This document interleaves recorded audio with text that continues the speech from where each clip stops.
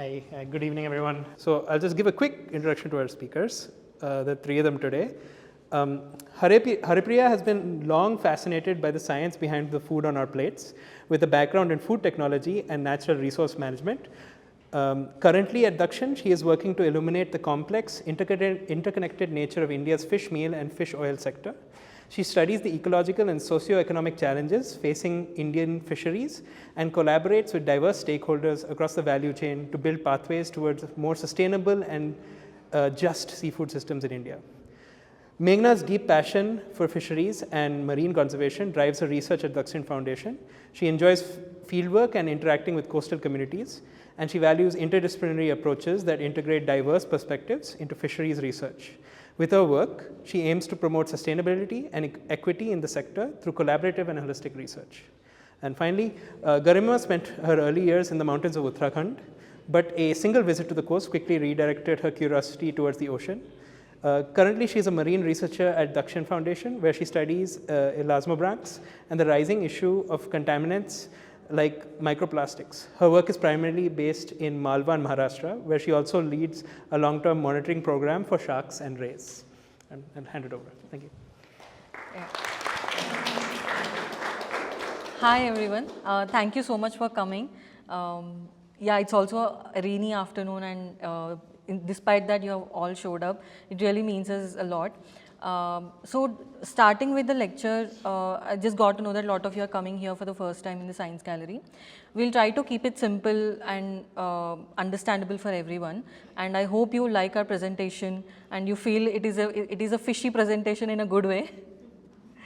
Yeah. So do you all eat fish? How many of you? That's a good number. What kind of fish do you like, if I may ask? Sorry? Sea fish. Any particular type of fish? Nice. Nice. Nice. Yeah. Yeah, it is.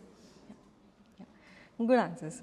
I'll also let you know why we are talking about what kind of fish do you like in the later stages.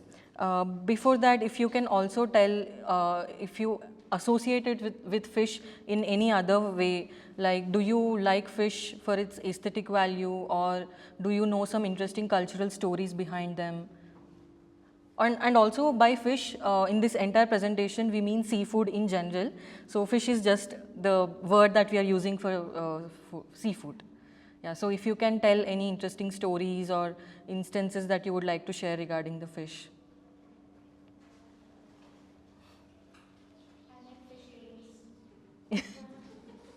Yeah, we all fall for it. Okay. Yeah. Like I said, I asked you all to share what you feel about fish. The reason is because whenever we talk about fish, the kind of narratives we get depends highly on what a person sees a fish as or associates to it. So if we ask a researcher, conservation researchers, they might say it's not good to eat this fish because the population is drastically declining. Or if you ask a animal rights activist, they may say that fish also have feelings, so it's not good to kill and eat a fish. And if you ask a community person who belongs to a fishing community, for them it's a livelihood matter. So the perspectives vary a lot. And fish has also a lot of values associated to it. Like I said, it has a lot of cultural value. We hear a lot of stories in mythological stories, in historic stories, in kids stories. A lot of places we hear stories about fish. And I just got to know that not only in the cultural, ancient, like traditional cultural values, it also has modern pop culture. I just got to know that K-pop also has some song on tuna fish, which is yesterday that I realized. Yeah, so for us at Dakshin, we deal with fish in many different ways, and our team specifically works on sustainable fisheries, and we see fish as a source of nutrition, a source of livelihood, and also the identity attached to the fish for a community living and relating to fish. Now I would like to ask you all to close your eyes and I'll play an audio. You just feel the sounds and just let me know what you think.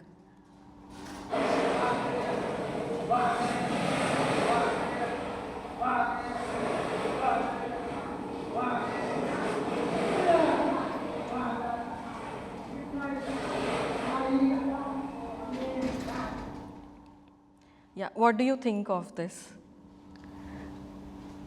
There was a rhythm to what the person was saying, and it seemed like they're pulling something through that rhythm. Yeah. Yeah, it's an interesting thing to see. I'll just show you the video also now. This is one of the fishing practices that we saw in Rameshwaram.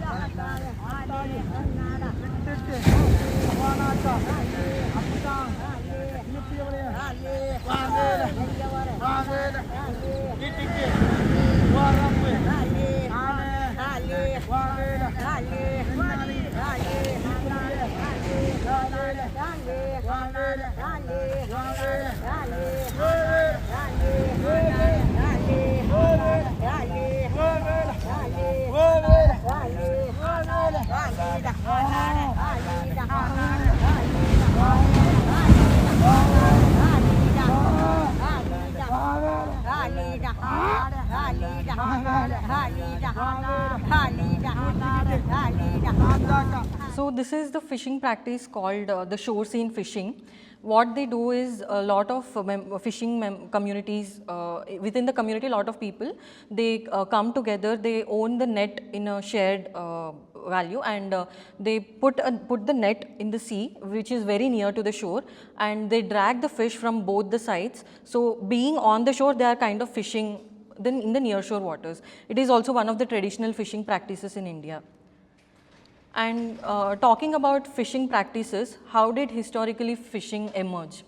Earlier, back in the days, very in prehistoric times, Neanderthals were the first known species to have fished with using weapons. They have used wood, bones and horns of animals to make fish hooks or any equipment that would be relevant to fish.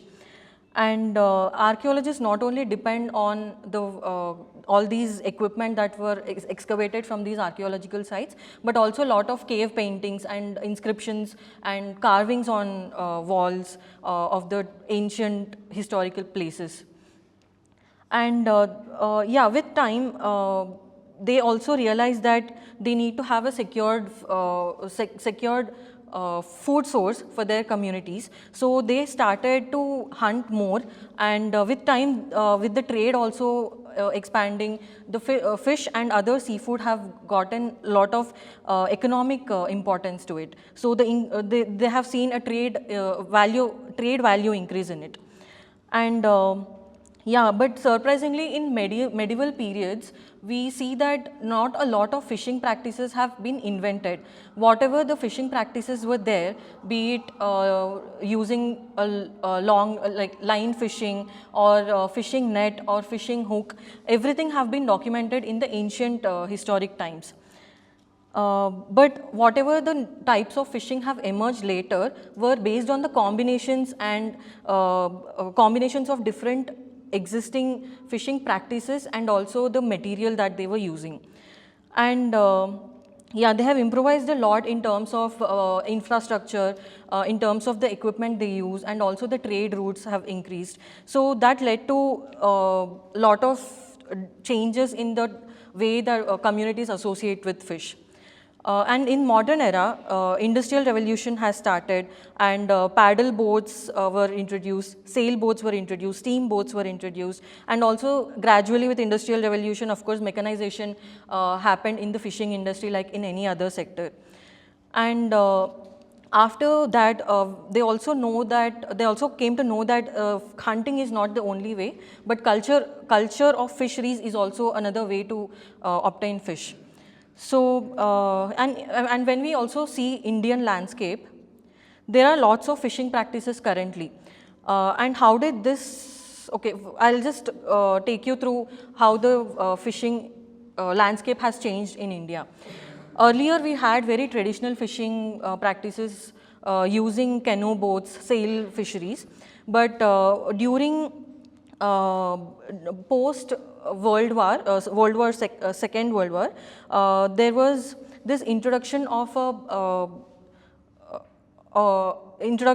Indo-Norwegian project that was meant to overall increase the livelihood and in general increase the value of life in India and also in other developing countries. So during this time, they added motors to the traditional fishing practices, and they were called motorized boats.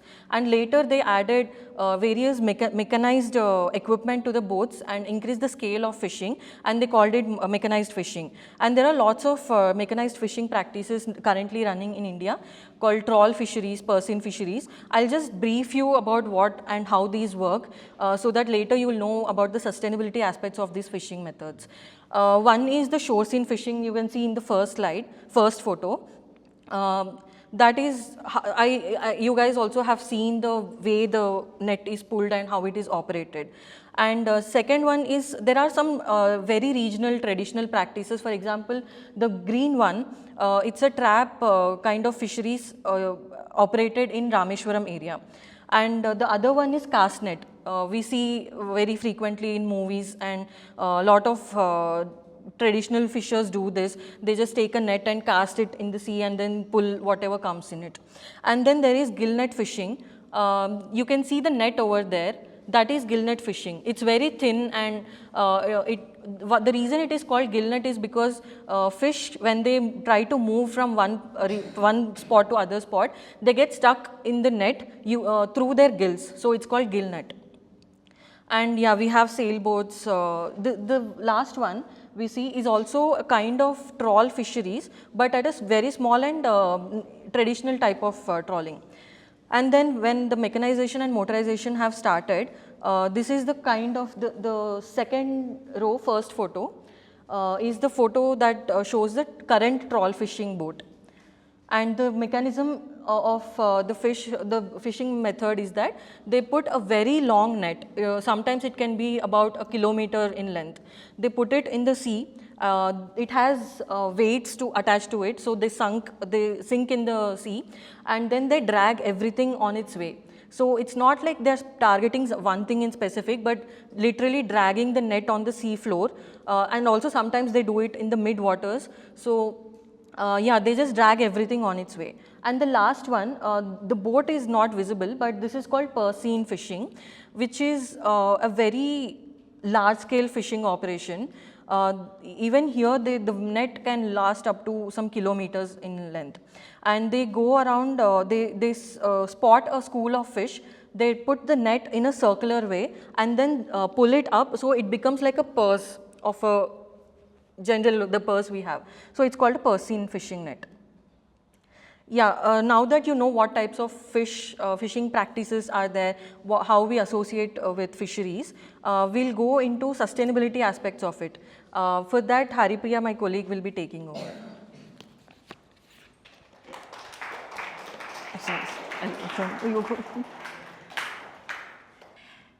So now that we know what the fisheries basics are, let's try to make a recipe together. Yeah. What kind of fish? We spoke about certain kingfish, and I heard like someone saying anchovy, many other fishes, right? Any particular fish, or like, I think common, we felt prawns is something everyone loves, right? So do you want to make a recipe with us today? We're going to make butter garlic prawns together. So now we have bought prawns, and now we are trying to see how to make butter garlic prawns. What do you think goes into it? What ingredients do you think go into making butter garlic prawns? Butter, garlic, salt, turmeric. Yes, sometimes turmeric, yes. Oil, yes. A little pepper. Goes well. Yes, rosemary, prawns itself. And what else? What else do you think goes inside? I think I heard someone say chili powder. Chili powder, yeah. Chili flakes, chili powder, yes. What if we tell you there's more to the ingredients when we look at a recipe? The things that we have, tangible things that we can hold on, the ingredients, there's way more nuance to when we look at a recipe. So just think together, let's just ponder and feel what goes inside when we think of fish, spice, and everything that's quite hidden. The social side of seafood. There's a huge community that works together when it comes to harvesting fish, processing it, preserving it, and making sure that your fish doesn't get stale, and it comes right into your urban setting, let's say Bangalore. Bangalore doesn't have a coast, right? There must be some way that the fish from Maharashtra, fish from Karnataka coastal region, Tamil Nadu, Kerala, how is it even reaching us? Do you have any idea, any guesses? How do you think a fish is preserved so well that it can just reach us and we can anytime just order it in, or like just go to a 5-star restaurant and just order whatever fish we want? How do you think it happens?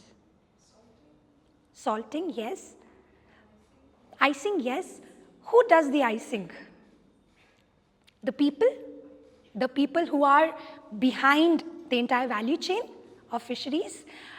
They're quite obscure in nature. When you look at the fish that comes to your plate or you're ordering through like platforms like Licious, we don't really think, and we're not obliged to think about those people, but this is just for us to understand there are hundreds of hands that it passes through before it reaches us. Yeah? So there's sometimes more than a community that it takes to process, preserve, and bring the seafood to our plates. All of these photos are somewhere like mix of our field sites. So our field site, our team works in like all across Indian coast. So it's like a mix of things. We can share more of these details of what these pictures are later on if someone's interested. Seafood is gendered. How many of us, if we imagine a fisher, we think of a fisherman? How many of us think of a fisherman, working really hard, pulling the net from the boat and trying to just sort it? How many of us think of a fisherwoman? Do we really understand what a fisherwoman is bringing to our value chain? Yeah? So a lot of the fisherwoman's contribution is usually underpaid, unpaid, and globally, the studies say 47% of the fisheries workforce is women.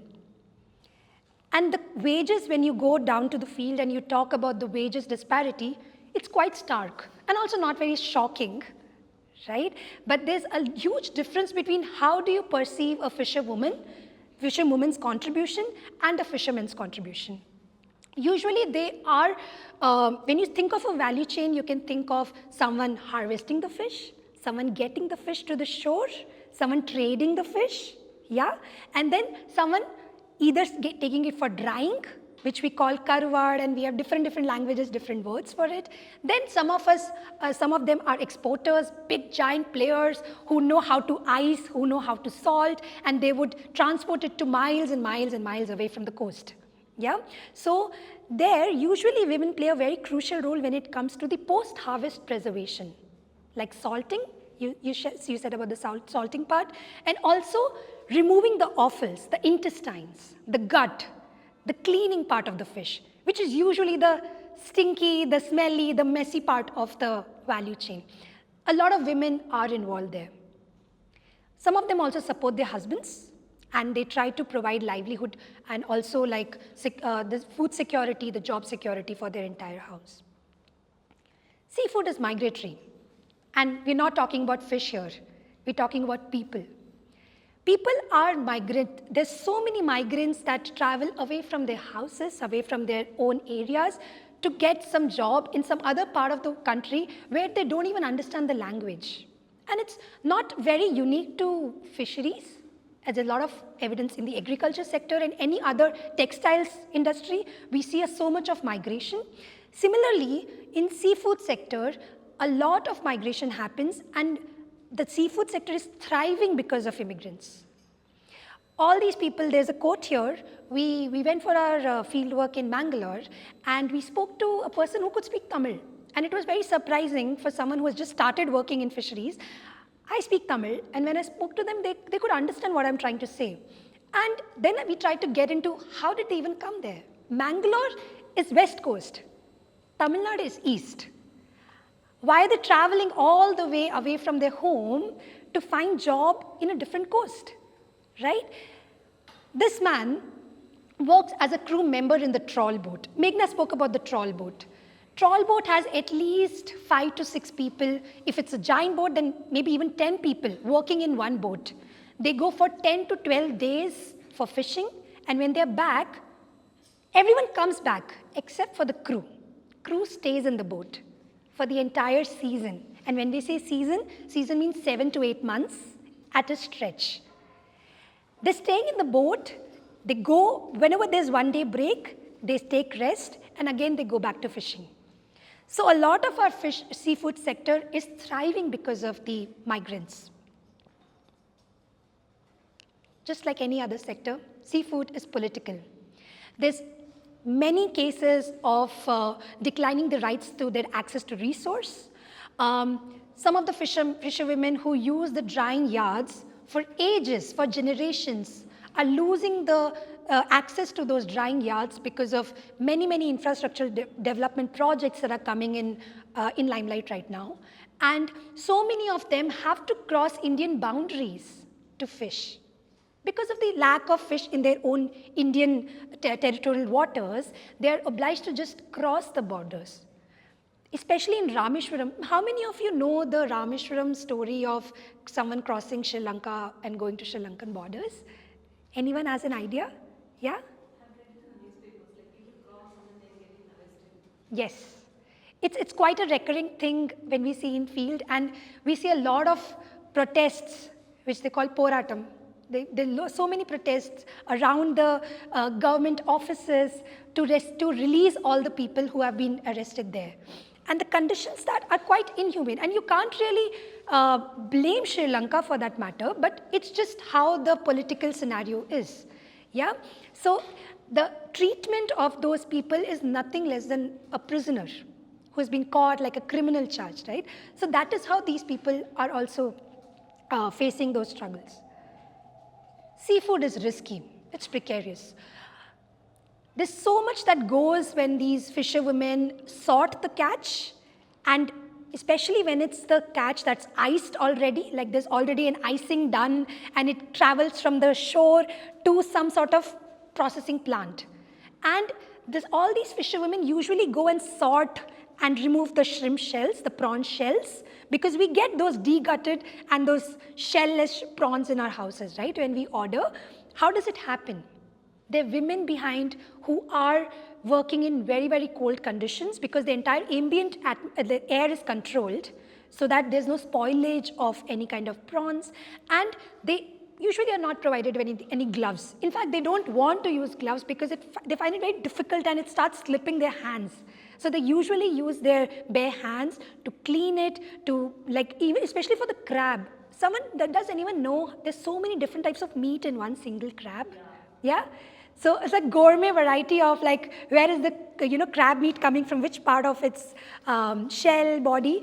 All of that is separated in different categories by these women. And it's a very laborious work. And all happens in a very cold conditions. They have to take it out from ice, and they get a lot of frostbites. But the conditions in these processing plants is such, they can't get their leaves. If they take leaves, their wages are deducted. They don't have any kind of security. any job security, no kind of medical facilities. They just have to struggle with each and every day with very less security of their own livelihoods. This lady is a caricature of someone that we met.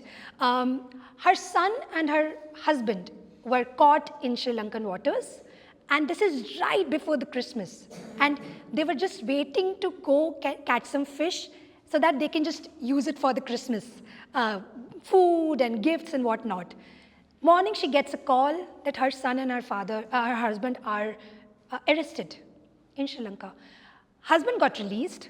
The son, even till date, is in Sri Lankan prison. And he has to suffer like 2 years of prison sentence there. I think it's only next year by March or April he's going to get released. And when he gets released, he has to pay 50,000 rupees because this is the second time he's being caught. So quite precarious in nature. Seafood is entangled. There's a lot of indebtedness in this sector. The fishers who go to the boat, to the sea, usually their boats cost, let's say, if it's a boat of 50 lakhs, they don't have that much capital. There are 10 people who invest in that boat. So if I'm a boat owner and let's say you 3 people are traders, you would like to invest in my boat. So I pay 10 lakhs. Remaining 5 lakhs, 6 lakhs, 10 lakhs is paid by the traders. So it's a very unsaid power dynamics that's present in those spaces, wherein I can actually have a very less bargaining power. Once I have someone else investment in my boat, how much can I question the price of the fish that I'm selling on daily basis? Right? There's a lot of indebtedness in this sector. And this person who is telling about how he's been caught in Sri Lankan Navy, but he has to come back and again go for fishing. Why? Because he has so much debt from the traders. And once he stops going for fishing and he says, no, I don't want to go, the traders will come to his house and start, harassing his family, he himself. So it's quite indebted in nature. Seafood is care work. There's a lot of care that goes behind the fishing gear that we use. Once the net is gone into the sea, you would see that even this net is quite damaged. Because once you have it in the sea, there's so much damage that happens from the rocks, from even the claws of the crabs, for instance, all of it damages. So once they get back, if you see the first photo, it's taken from Malvan, Maharashtra, the person at night, he's preparing his net so that he can go early morning for fishing. So beyond the fishing activity, there are more and more hours that are quite underpaid, and they're quite unpaid for the matter of fact. And then that is usually not even accounted for when we think of seafood in general. Last but not the least, seafood is ocean dependent. All the resources that are available and that are abundantly available in the oceans is what is making the seafood exist. It could be seagrass, it could be mangroves, it could be shallow nearshore ecosystem, coral reefs. So many of fish thrive around coral reefs ecosystem. So if this gets damaged, our seafood value chain is totally gone. Now that we know what all goes into seafood, we know we spoke about the spices, garlic, butter, and everything that's quite visible and tangible. These are the invisible ingredients when we think of a seafood. When it comes to sea, to the plate, these are the things that are quite unknown, and it's like we can't really get access. There's so many questions that we are also not able to answer. There's a lot of question around traceability and accountability, right? After knowing all this, would there be any different way that you want to cook your butter garlic prawns? Is there anything different that you would do when you think of next time cooking prawns? Anything? I would let you have that thought. No need to answer, just think about it. Next time I get prawns, I order it, or either I go to a local vendor and buy it, would I think about it differently? If yes, what would that be? Yeah? Yes.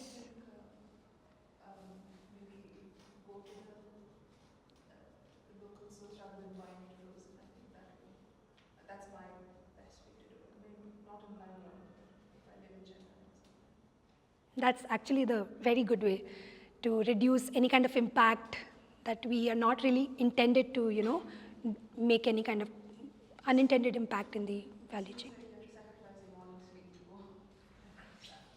Yeah. So it is fearful when the mother says she doesn't want their children to go fishing as a career.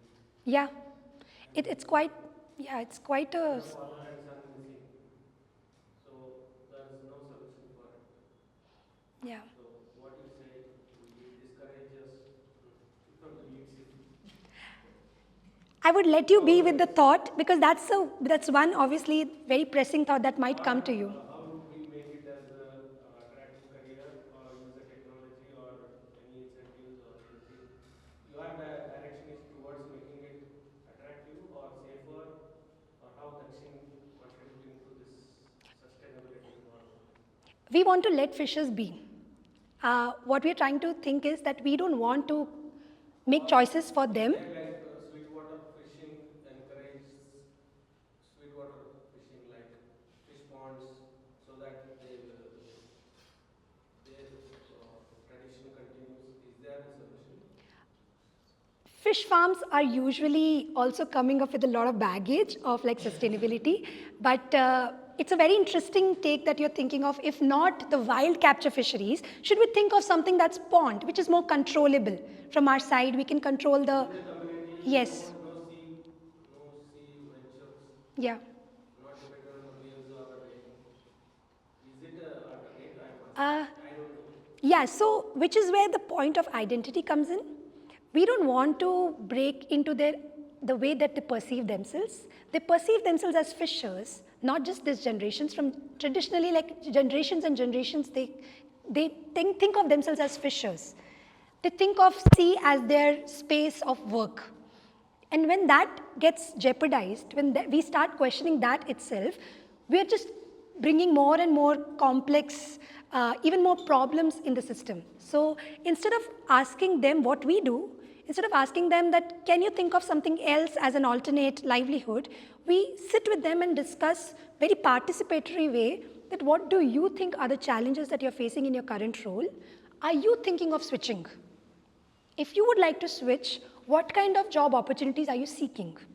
Any kind of capacity building that you're thinking of, that you want any kind of intervention from the government, or those are the things that we question. We never immediately say that, you know what, there is a pilot study that's done in some other part of the world, let's just try to implement here, because then again we are deciding for them. And there's a lot of hierarchy we are just feeding in more into the hierarchy of the social, like, okay, we are the saviors coming there, and that white man savior syndrome that just kicks in when we discuss like that. Maybe I want to add one nuance. So, with regards to your question, which was very specific to a fish pond, right, which is a fresh water source, it largely, what a person fishes and where they fish from largely is connected to the demand in the market, right? India supplies fish globally and of course to our own plates as well. So I think, instead of, like Haripriya mentioned, instead of, evaluating an option of just changing where you fish from, it's more about how do you influence demand so that it's more sustainably done. That might be a easier way to kind of go about it, and that's what the team does, right? We work with government bodies, local panchayat, fishers, as Haripriya mentioned, where every stakeholder gets an opportunity to voice their concerns and then have a participatory model where we can arrive at a better solution. And it takes time, is all I want to add. We are not found out. Sorry? Today, as of today, there is no solution to fix. No, unfortunately, no. Because in the end, it's humans' complex system, and there's no one silver bullet answer that can work for, like, no size fits all kind of thing. So, in fact, each and every community, they also differ a lot. So, even in Maharashtra coast, if you see, every community has its own understanding of what kind of fishing they do and what kind of identity they have with fisheries. So even when we try to bring one small community intervention, we are also thinking what kind of landscape change that will bring. So should we cater to one community's needs, or should we look at a landscape approach and think of something that can be broadly implemented, that can be scalable, and something that would benefit more and more? So more from a utilitarian point of view, what changes can be brought? So that is where some of our interventions work. And like Namrata pointed, we try to be more and more participatory and having every stakeholder have a seat at the table when we are discussing all this. Of course, it's not easy that way because it's a lot of power dynamics, a lot of politics that comes. Yeah. Recently, I read a post which talks about certain months which only certain fish we need to have. Yes. But whenever I went to the local market, I find all kinds of fish available. Can I request you to hold on to that thought? You might find your answer here, but if not, we would get back to that. What you're broadly talking about is the seasonality of a fish, and we do have a seasonality of a particular fish, but doesn't mean that you can't find a fish. What the thing is, you might find a different size of that fish. For instance, if you're thinking of a goatfish, or if you're thinking of anchovy, let's say, one particular season, it's quite big, like my palm size maybe. But the other season, which it's not the right season, you still will find anchovies in the market, but it'll be smaller. Yeah, and usually that's not the right season for us to harvest that particular fish species. Yeah. Are we good? Is it too depressing? Yeah? Okay. Okay, after this, what do you think? Which fish is sustainable?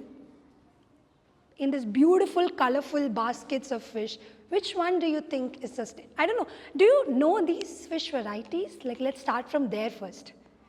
Have you heard of, let's say, pony fish? Have you heard of pony fish? No? Have you heard of threadfin? There might be some other names that you know them with. Probably not English, and we are just using English because couldn't put lot of names here. Scads, pomfrets, someone loved pomfrets. I think it was you, right? You love pomfrets, yeah. So pomfrets, false trevally, seerfish also someone liked. Kingfish, seerfish, yeah? Okay. And prawns we all love. We just made butter garlic prawns together. So yeah, we all love prawns. So yes, so out of all this, which one do you think? Can you put your finger at something and be like, okay, this is the sustainable fish for the seafood right now in this picture? Any idea? The smaller ones? Smaller ones as in which one? The pony fish? Yes. Why do you say it's sustainable? No, just like wild guess. No answer is right or wrong. Actually, that's where we are going to. There's no right and wrong answer. Just a clue. But why do you think pony fish is sustainable? Small fish abundantly available. Okay, you're going in right direction, I can say, but yeah. Any other thoughts? Also, don't want to be teacher-student model here, so please just blabber whatever you think. Probably how we define sustainable becomes important to answer this question, because if we are talking about actually going to the sea and catching them, since we spoke about seasonality, each of these fishes are going to have their ups and downs. The peak when you can fish is the peaks when the Yeah. population is going to be low. But on the other hand, some of them can be also cultivated, I think, in a pond. So then sustainability becomes a different way of, you see sustainability in a very different way then. Yep. Because it's controlled, perhaps you can do it anytime. Okay. I think the sustainability also goes hand in hand along with which fish are more popular to consume, because seafood is very popular to consume compared to freshwater fish from what I've seen, because I grew up around Chennai and I know how much people want seafood, but also like not all sea fishes are consumed the same. People prefer the ones with less bone. I think in Tamil they call vanjarameen. That's very popular because it has no bones and you can easily fry it. When I used to be able to eat fish, I used to eat that a lot. There used to be a lot of other fishes that are big and fleshy with no bones, and people used to consume that more. And the smaller fishes are a very, acquired taste. They use that in like curries and gravies. But I don't think a lot of people who are learning to cook, or like people, the newer generation would actually like go buy out like smaller fish, dissect all the bones out and eat that. So I think sustainability also goes hand in hand with people's demands and stuff.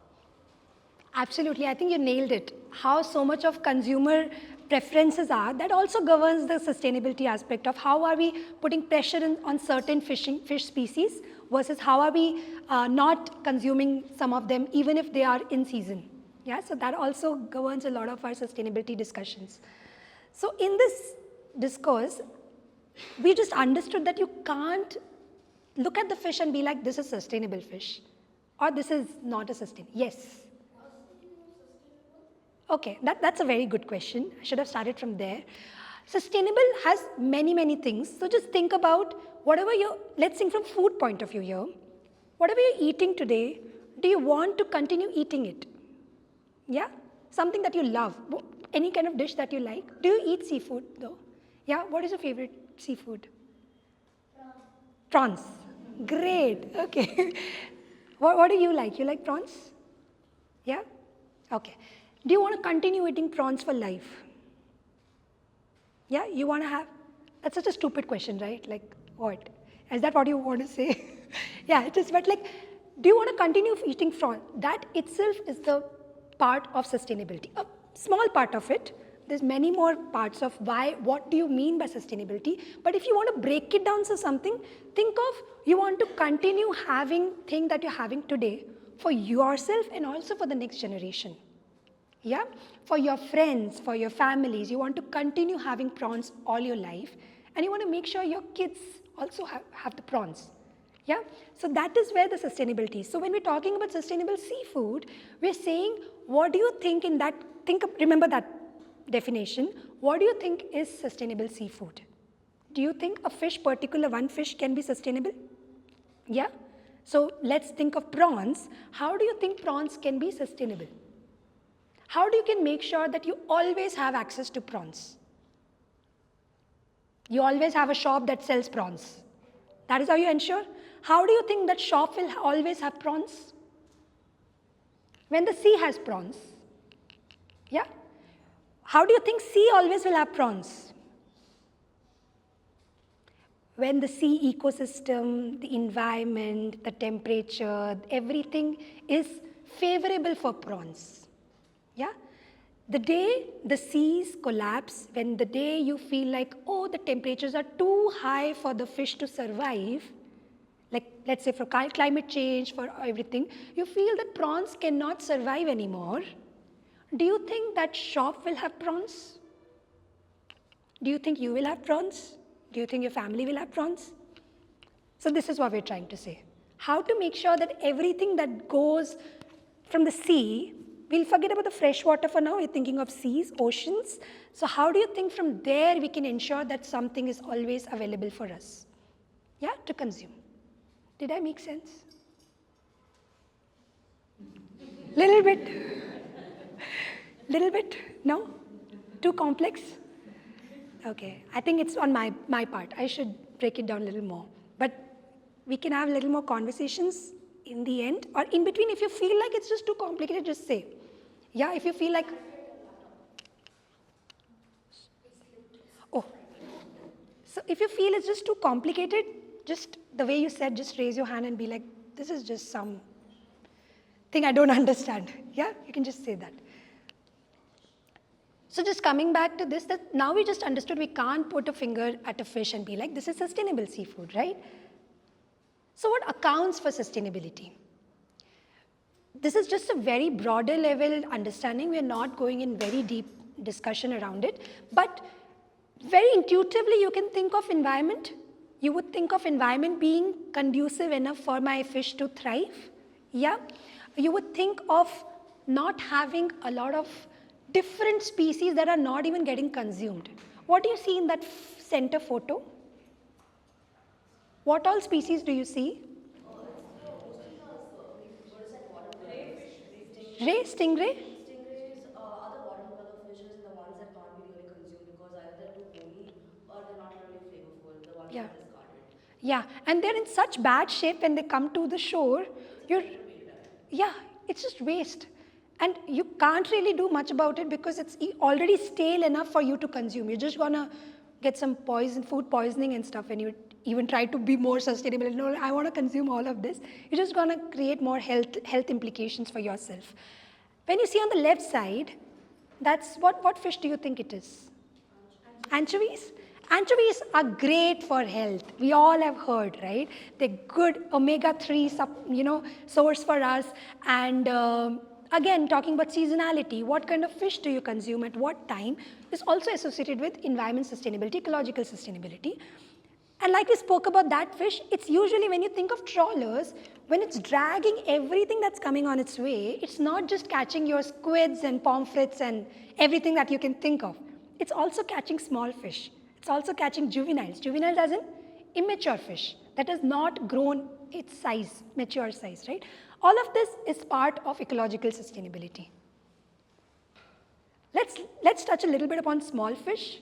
Small fish, what we mean is we don't think of fish that is small in size. It's usually categorized as a fish that will never go beyond 25 centimeters.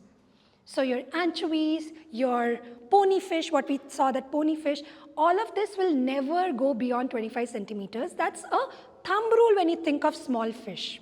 And why are they unique? Yes. You love fish fry. What fish do you like in fish fry? Prawns. Let's talk about prawns. Unfortunately, prawns is not small fish, but yes, you love fish fry, you like prawn fry? Or no? What fish do you like in fry? Sardine? We are Bengalis, so we more eat like Fresh water. So what fish do you consume, ma'am? rohu, katla, that parshe, topshe, all those. We have a Bengali in our team. I think she can she can connect with you more. When we say small fish here, we are in Bengali, we are referring to tuna mach. Yes, correct. Tuna putti is what you are referring to, and that is available both in marine and freshwater. So I'll hand it back over to Haripya to take it. But yeah, I didn't know about this, so thank you. Yeah, so one thumb rule, under 25 centimeters, it usually needs very less processing. When we say processing, you know about fish fillet? We have like all the bones removed and we get that nice fish that we can just fry and marinate and just eat. This doesn't really need that kind of processing. It can be eaten fully.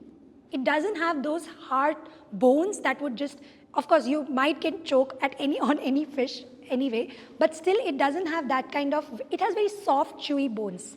And what it brings to the table is the nutrition. It is like a superfood. It has packed calcium, it has omega-3, selenium, zinc, vitamin C, which is vitamin A, which everything that micronutrients that we usually don't get from many fish. Yeah.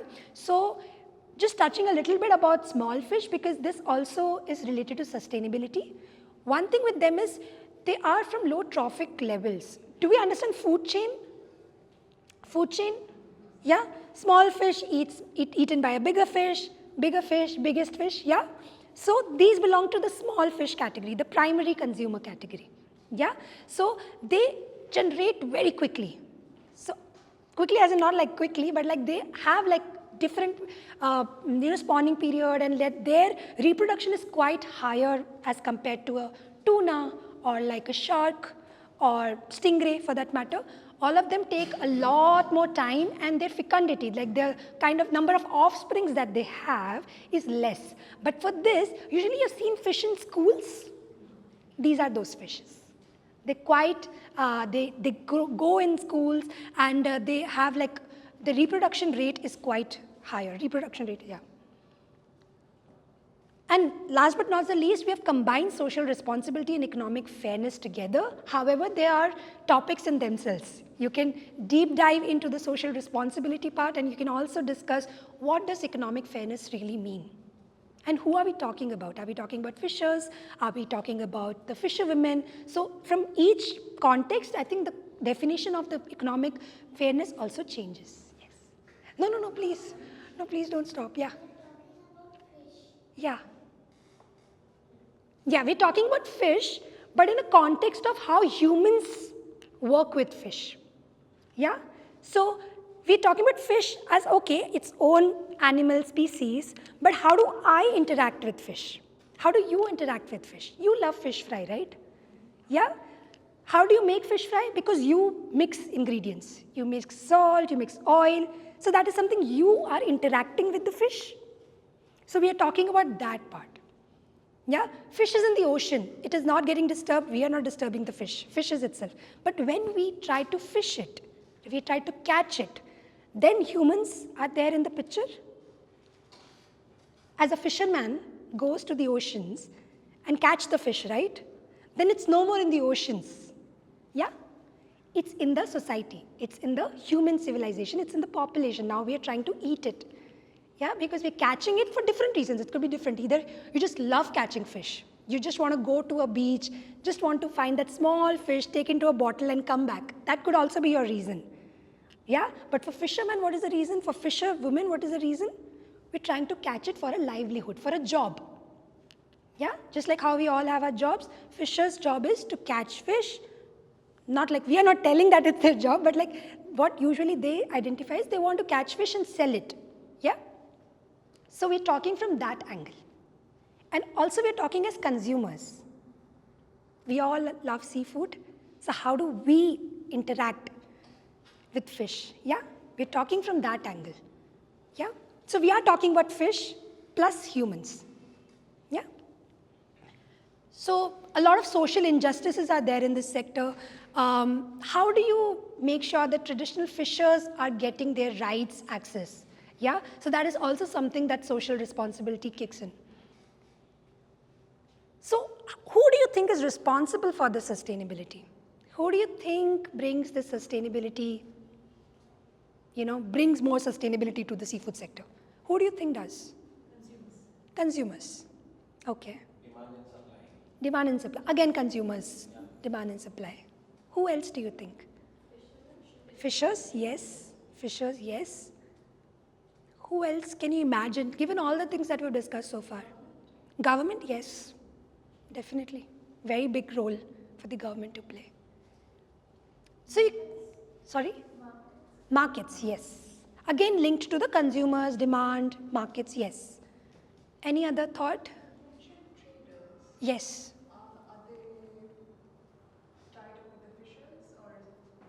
So think of traders as middlemen that we locally call.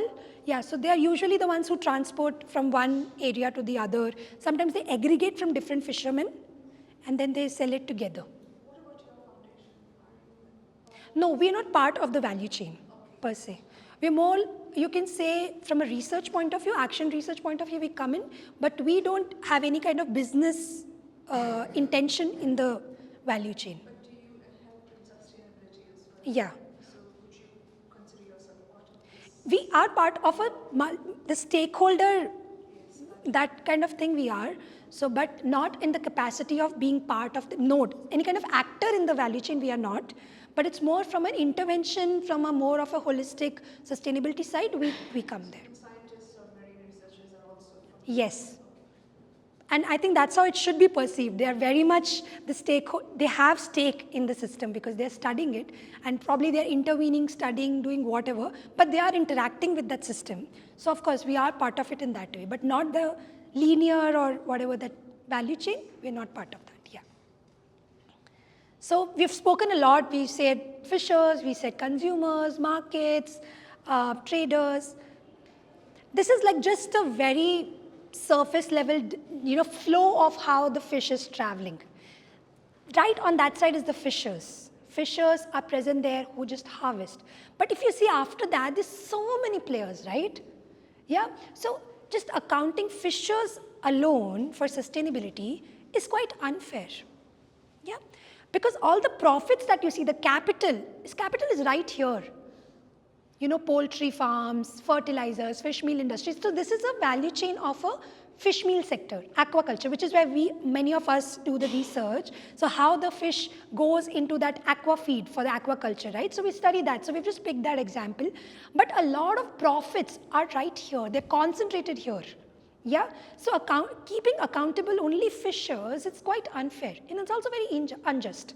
Yeah, so what we are also attempting here to make you ponder is that who really governs and drives sustainability? It's not just the fishers who are there to catch the fish.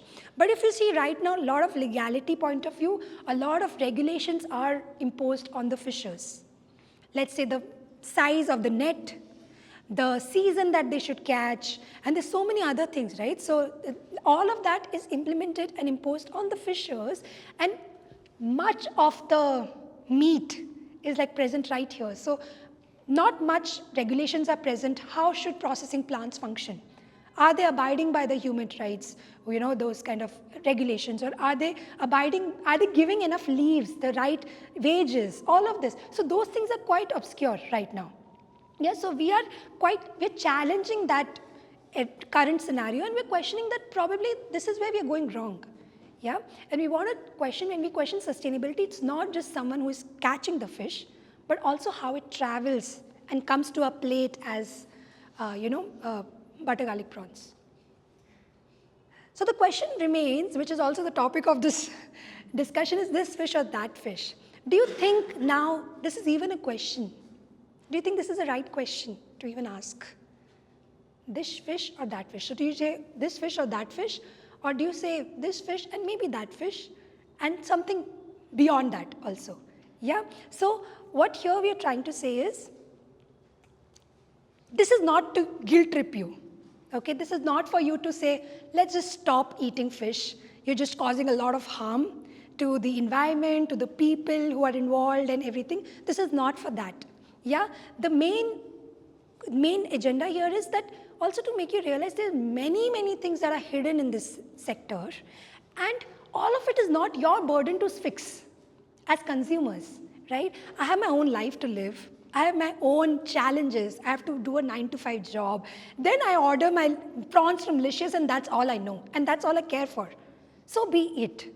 However, when we are doing it, or when you're going even as a tourist to some place, there are few things that you can think of. And even when you start pondering on these things, that itself is a step towards sustainability. So when you think of, when you got some fish, where is this fish coming from? Yeah?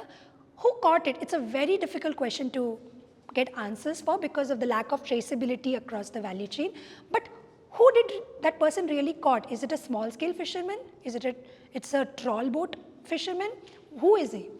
And is the fish in season? So this is where we're plugging in two platforms. One is Know Your Fish and one is In Season Fish. Both of them do great work when it comes to telling about the seasonality of the fish, which you also asked. So when you go and you want to really responsibly think, what fish should I consume? On their Instagram and on their website, they really elaborate and tell that this fish is in season. Please consume this. These are the fishes you need to avoid for this particular month. So it's very breakdown, information for someone who is really busy in their lives. Yeah. So it's not something that you have to put a lot of head around and be like, okay, I know there are 5 fishes available for me. Which one is in season? I can think of consuming it. But also someone spoke about the preference, consumer's preference, right? This is where it comes, the last point. Do I want to try? Do you want to explore different varieties of fish? Yeah, I go to a place in a coastal area and I want to just see that instead of eating pomfrets, do you want to try some netili fry, anchovy fry? Yeah, the question can be around that. Do you want to give it a try? Because there are local people who are making that recipe. Do you want to give it a shot? Yeah, so that's also related to the responsible seafood consumption, diversifying your plate. Yeah, diversifying the fish varieties that you eat. And yes, it's not for us to feel guilty about it because we can all make choices whenever we can and however we can. So whenever we have an opportunity to make a choice, it's up to you, your own discretion, that whether you want to choose something based on whatever we have discussed so far, or you still want to go with your, for example, a Licious product might be your only source of protein today. It might just be in a Bangalore setting. Do you want to jeopardize with that source? No. That would just have many more implications on your health. If that is all you get here, probably you would like to stick to it. But what goes more step to that is you might get more aware of what I'm consuming. Yeah? If I'm consuming a product from online, let's say whatever, different platforms, you would just know for some little more awareness around that I know these fish, maybe these prawns are farmed, maybe these prawns are wild caught, maybe this kind of fish is fillet, like I know someone has cleaned that fish for me. So that awareness itself is a step towards being more sustainable, personally. This is just one of the posters that we engage with school students. It's in Maharashtra, wherein we have written, does anyone know Marathi? You know, right? Does anyone else know Marathi here?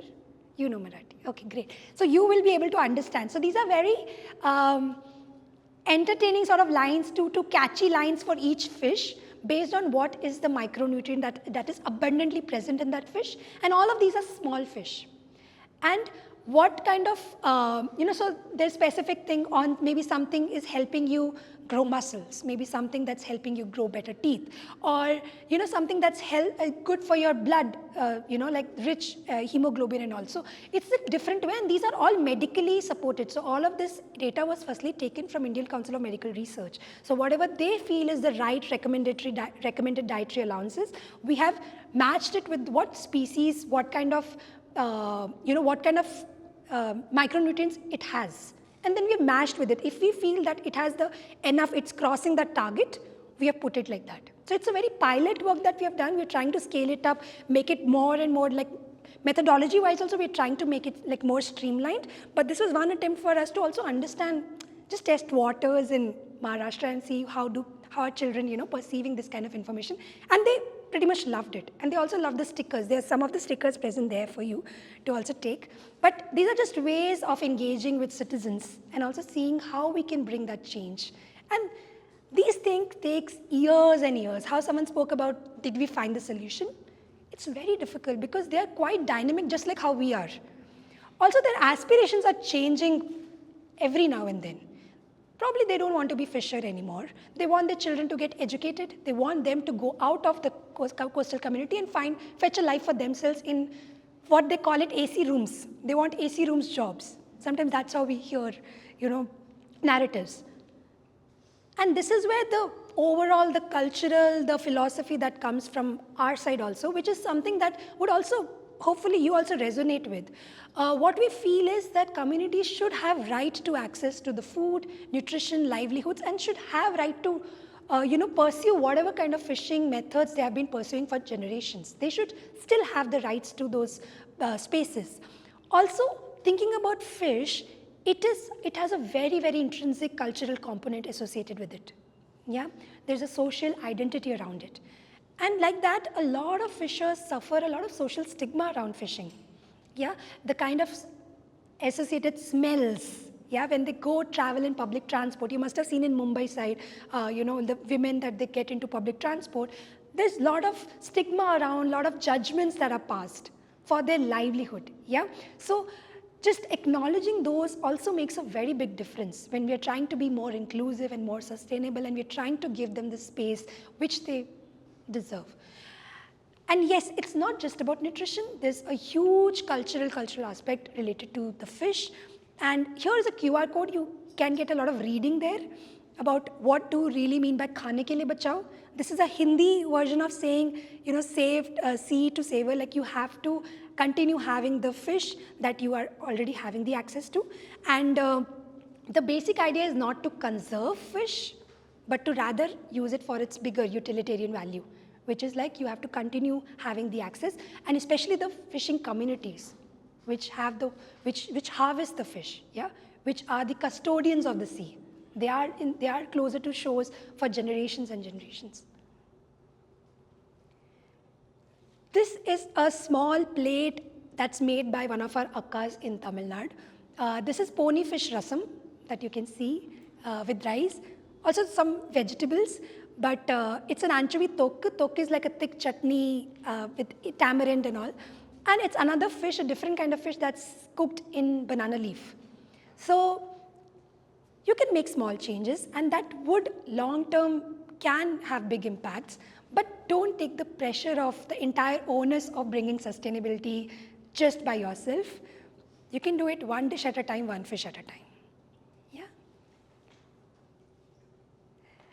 There's one more aspect linked to this fisheries that we have not touched yet, which I would want Garima to touch upon. And again, not fear-mongering, but it's something that I think it would be really nice to break it more and discuss, yeah?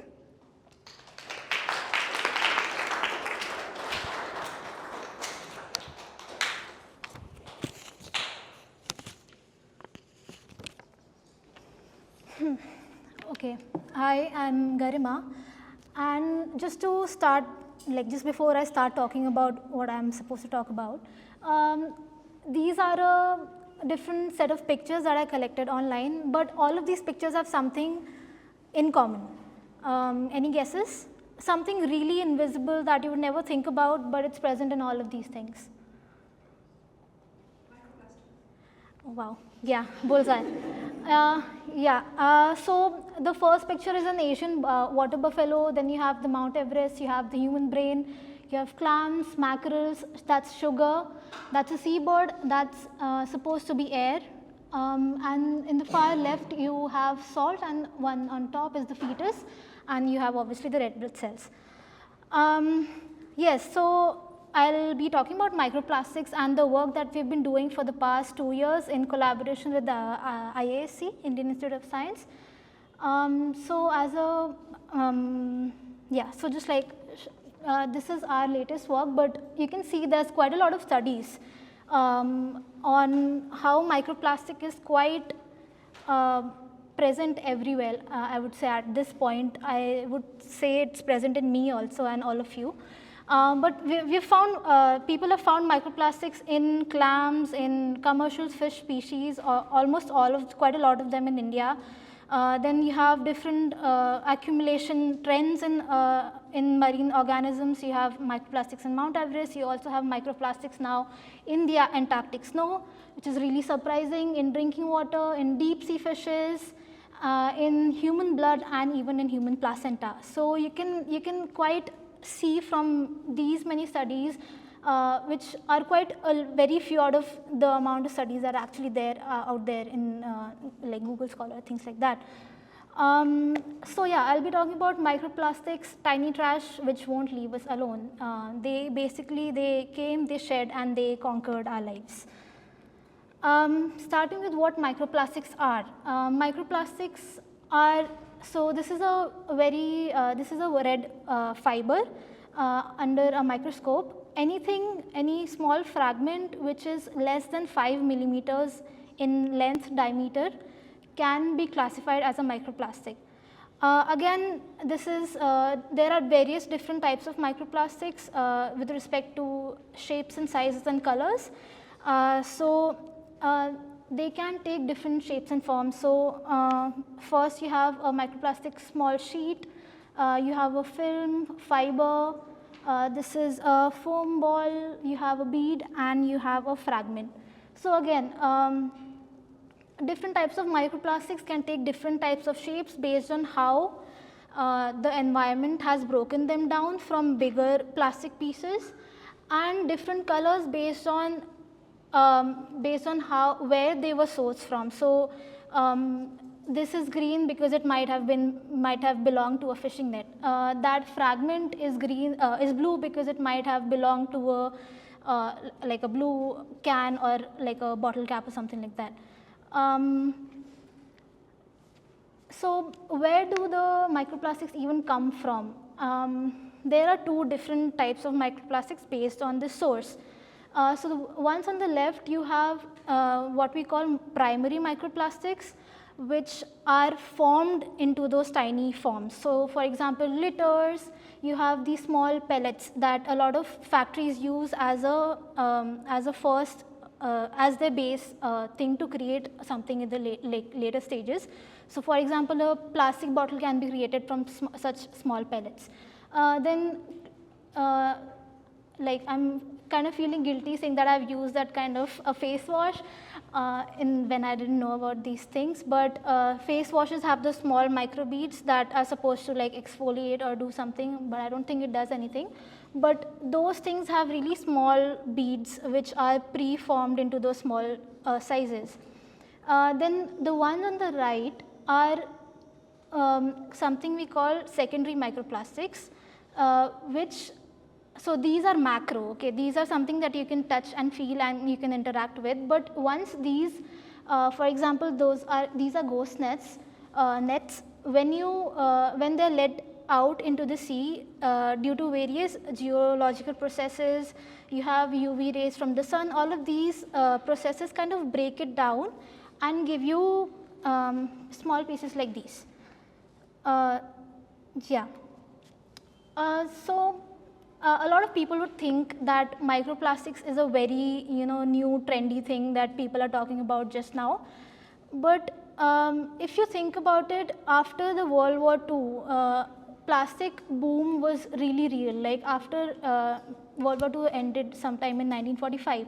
And you would see in this graph, which is plotted, the amount of plastic pollution production from the 1950s to now, and you can see it's a very exponential rise. And then, does anyone know what Life is? Life magazine?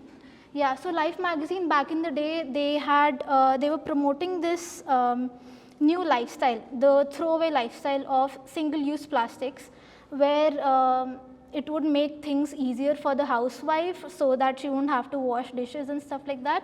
So they were like really pushing these single-use plastic plates, spoons, forks as a lifestyle, and they would call it as a throwaway living lifestyle.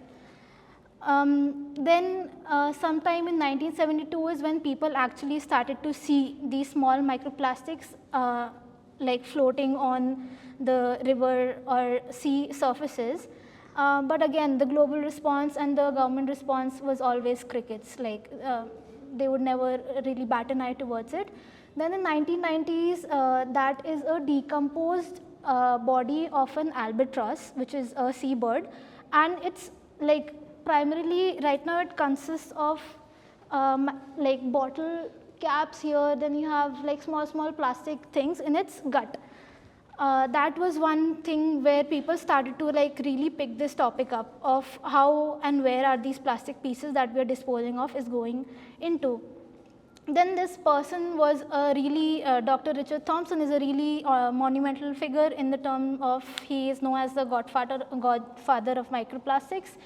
He was the first person to actually coin the term microplastics, and he's still working in University of Plymouth, and he's been working, he's done a lot of initial studies on where and baseline data about where the plastics have reached and how much basically. The quantification part is what he did.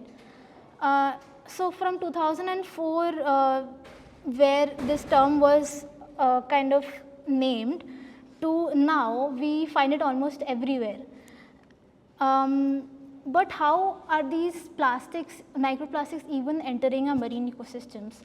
So this is a picture of a shore scene that Meghna and Haripriya had talked about, where it's a nearshore system. They had pulled the net from both ends thinking that they'll get a lot of fish.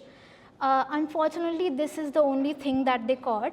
And as you can see, you can like between the fishes and like the ribbon fish, you have the tonguefish and prawns here. You can see quite a lot of bright small packets of chips. You have a discarded plastic bag. It's something of a really alarming nature of sorts, because earlier when I talked to the fishermen and they would talk about their catch, they would never really have such a hard time sorting the garbage out of the out of the main catch.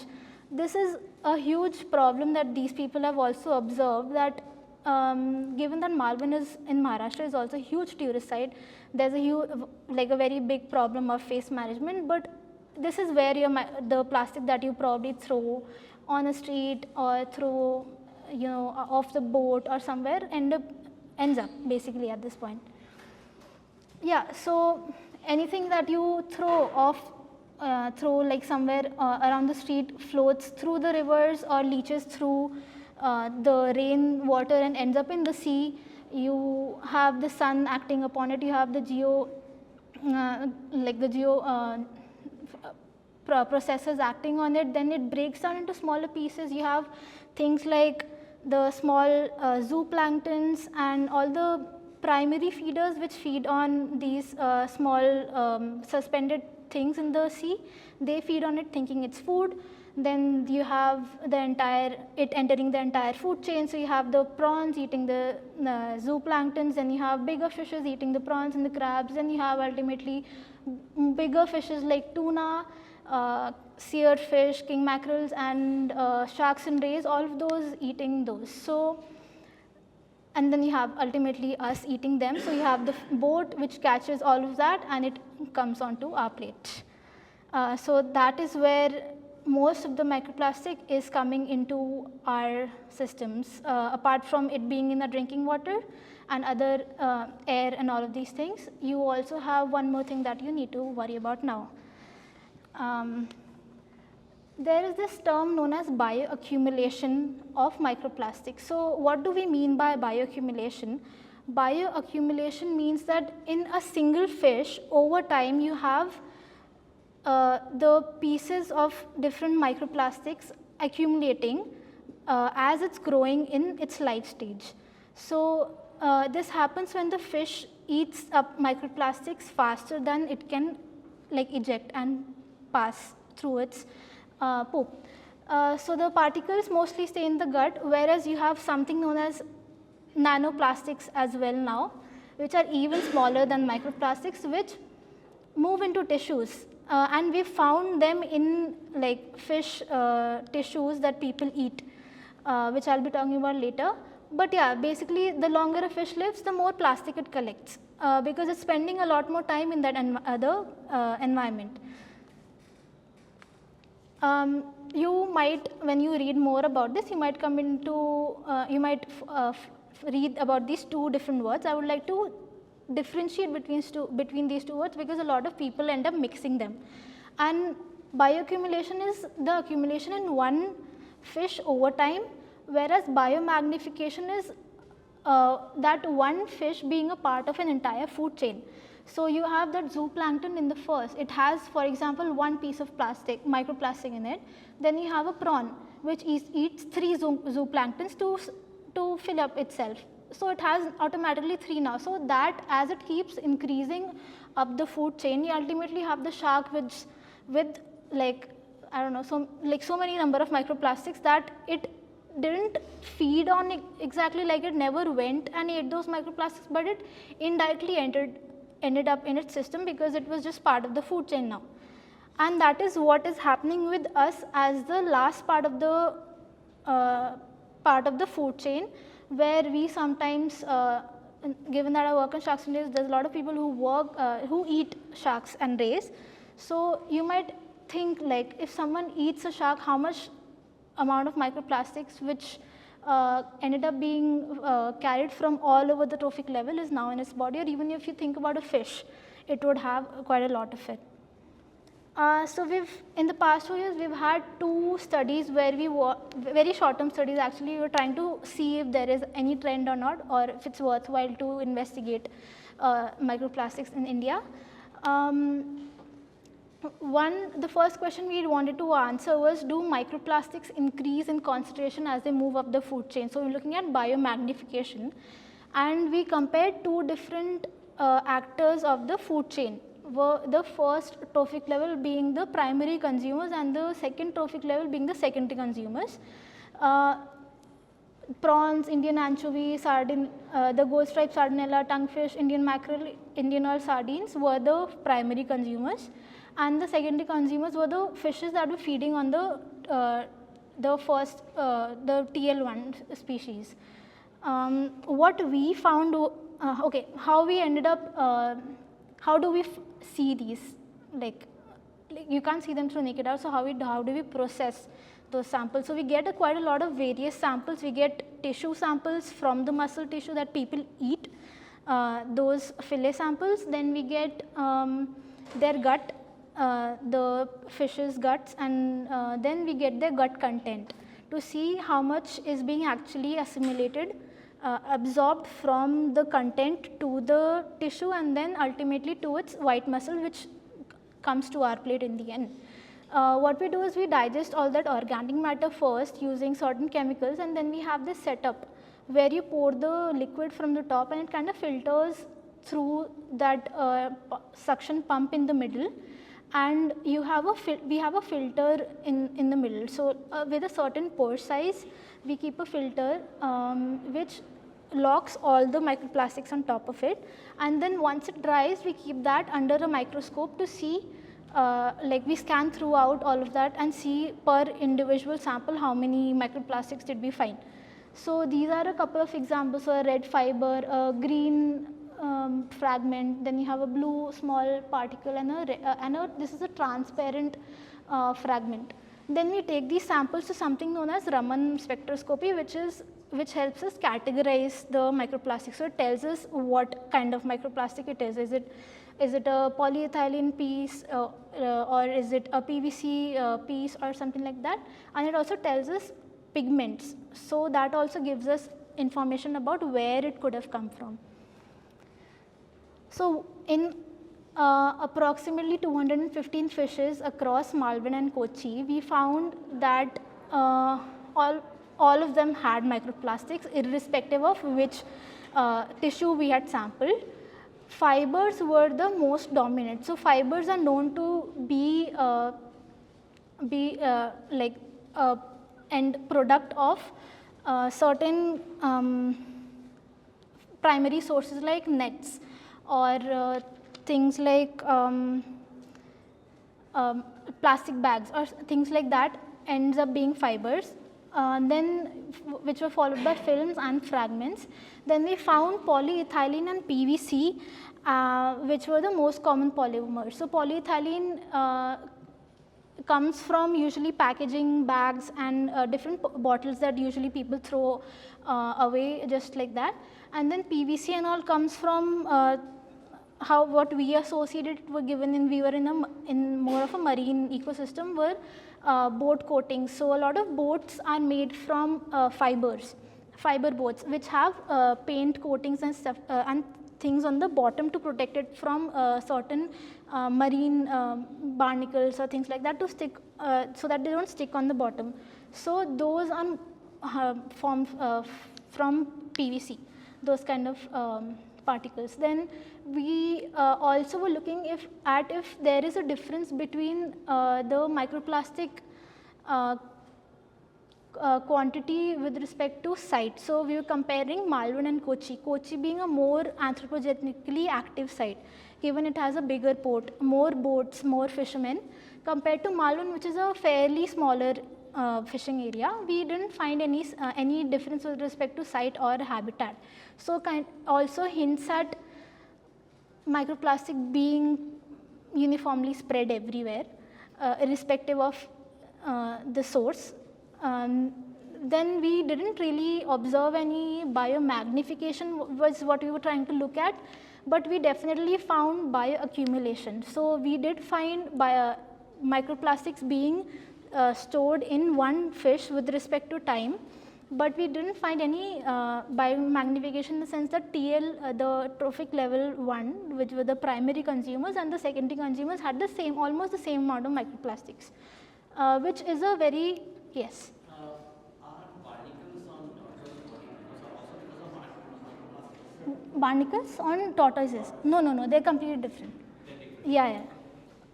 So barnacles can be anywhere.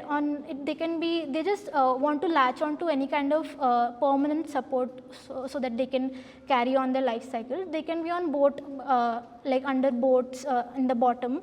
Anything that remains underwater for a long time, barnacles will attach to them. Yeah. But we found evidence of bioaccumulation, not of biomagnification. Scientifically, what would it mean? Scientifically, it would mean that it means that you shouldn't eat big fishes. You should go for smaller fishes, what they were advocating for, because the smaller fishes don't spend that much amount of time in the sea. So I'm not saying like eat something that was just born, but like compared to something that has been in the sea for 2 years, compared to something that has been in the sea for 7 to 8 years. So for example, sharks and rays, which are long-lived species, they can survive for up to 15 years. It would not be really healthy with respect to microplastics and other contaminants like heavy metals to eat that shark, but you could go for a smaller shark, or you could go for a smaller fish, is what we found. And biomagnification is what we were looking at to see if there is any, like if the microplastics are climbing the ladder, but we couldn't find any evidence for that, which is also the case for global studies, where a lot of people have found no traces of biomagnification, but traces of bioaccumulation have been found. Yeah. One more follow-up. Yeah. So since there is enough science and technologies to Yeah. Have you seen any evidence globally elsewhere in India, I mean outside India, where like you have food labeling to say that something is antibiotic free? Yeah. So are there any examples of practices where seafood is labeled as microplastic free? Not really, Or but is that a direction? yeah, that is a direction that people are working on, and a lot of like FSSAI is now, just now, like it's really surprising, but in 2024 is when they start a project on quantification of microplastics, whereas it should have been started a bit like earlier. But that is something that they are working on right now, is seeing how widespread these contaminants exactly are, and then going forward with these markings on the packages to say microplastics free. But in my experience, I wouldn't say that you can't really be free of microplastics at this point, sadly. But yeah, I'm sure they can figure some way out to make it Perhaps microplastic. consciously Yeah. challenges the individual mind Yeah. to look at an Yeah, alternative. the problem with microplastics is you can only tell if they exist or not after you've tested things out, and you've like you can't really remove, as of now you can't really remove microplastics from anything. Yeah, but in the near future they are looking into like certain robots which can be let out into the ocean, and they can filter in such a way that they remove microplastics from certain parts. But yeah, I think that is the way forward for a lot of agencies. Microplastics are in rivers as well. In rivers? Yeah. So then our freshwater systems are also not safe. The veggies that we eat. Not really. I would say, yeah, no, they are everywhere. I would say, compared to, if you look at free flowing water compared to like things like lake and things like that, I would say open ocean is better, is what studies have said, compared to like closed lakes or where the water doesn't really move in or out. Yeah. You mentioned about heavy metals in the sea. How does it count in?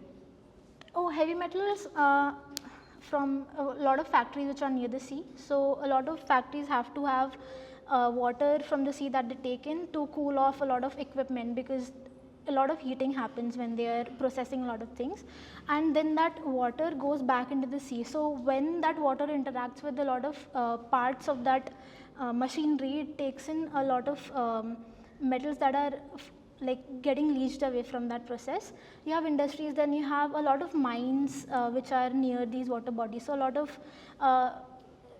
one of our heavy metal work was around Malvan, and if you go further south in Malvan, you have this place called Reddy. Reddy has a bauxite mine. So there's a lot of aluminum related poisoning in that area. So things like that happen mostly.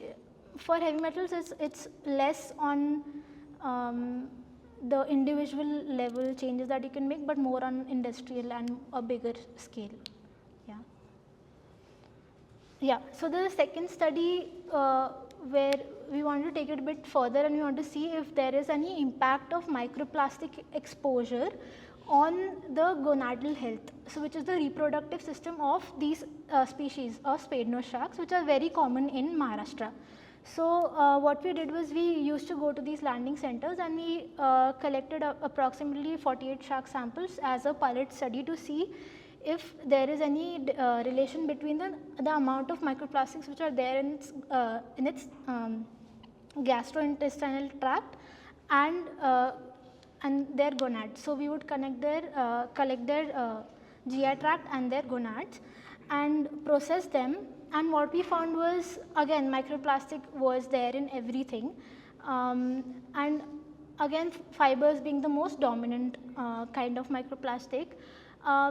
One more thing that you can see on the right is what we measured, two indicators of reproductive health in spade-nosed sharks. So the first one being something known as a gonadostomatic index, which is basically the weight of the reproductive system of the individual divided by the total weight of the individual. It kind of gives you a number in the end, which tells you if higher the number, the better is the reproductive ability of that individual. What we found for, given that our sample set wasn't that huge, we are still like looking into this, but for the existing samples, what we found was for the males specifically, we found a negative correlation, which means that the more number of microplastic in a gonad for a male, the lesser is the gonadostomatic index, which means that again there is a correlation between the reproductive health of that individual, of the individually sampled with respect to the microplastics present in its gut. So again, I would like to say here, correlation doesn't always indicate causation. So this could be one of the reasons why the reproductive health of the males was decreasing, but it doesn't always mean that it is for sure because of the microplastic that this is happening. We also looked at the size of the gamete. So the ovum, the egg and the sperm is what we measured, and we didn't find any strong link with respect to that, but we found like a same relation, but it wasn't very significant enough to say for sure that that there is some link between the gametes and the microplastic, but we need more samples to tell if there is for sure something going on over there. Coming to human health and microplastics, what might be the potential impact of microplastics on the system? This is something that people are still working on, and there have been some in-lab studies where people have found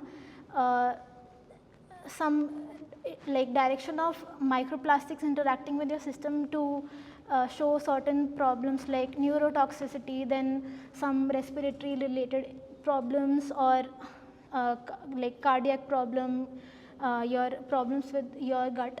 But again, this is something that all these studies are, yeah. Cardiac problems related to your heart.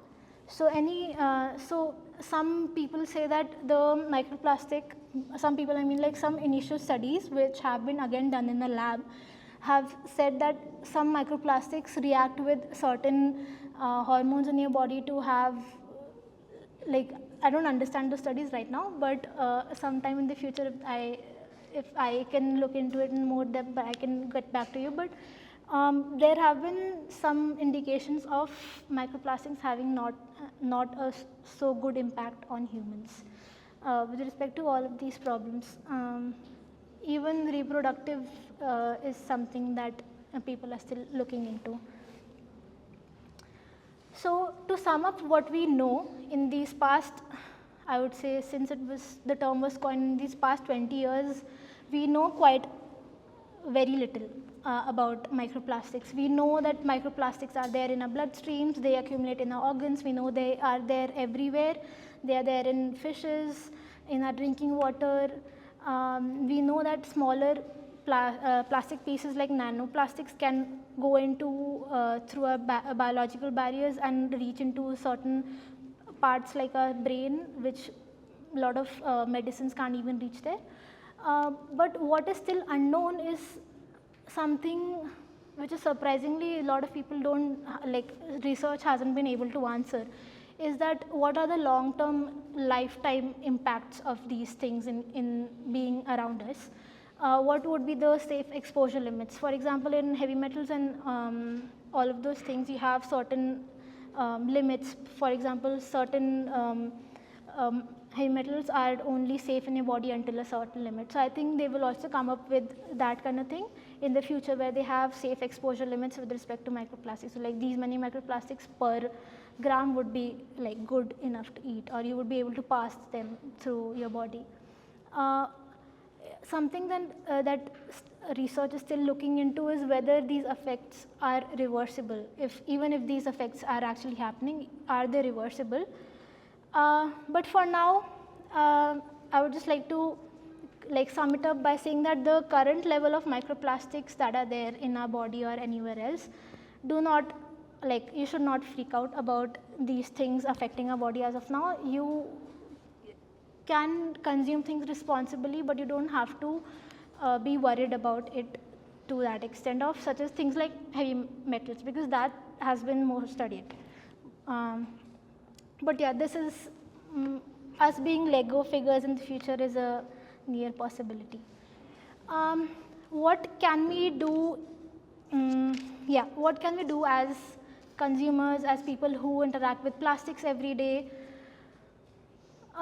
Sadly enough, we can't remove all the existing microplastics from our